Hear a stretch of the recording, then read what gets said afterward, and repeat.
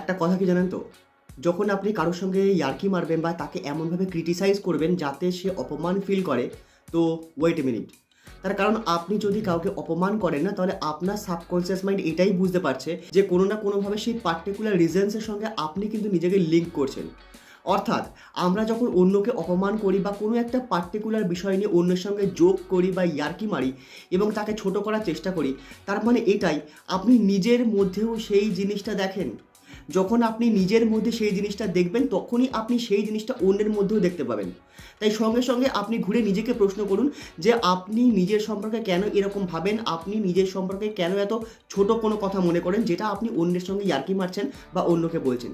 যখনই আপনি এই উত্তরটা খোঁজা শুরু করবেন না, আপনি সঙ্গে সঙ্গে তার আনসারটা পাবেন যে এই পার্টিকুলার কারণের জন্য আমি নিজেকে এই জায়গাটায় এরকমভাবে উইক মনে করি।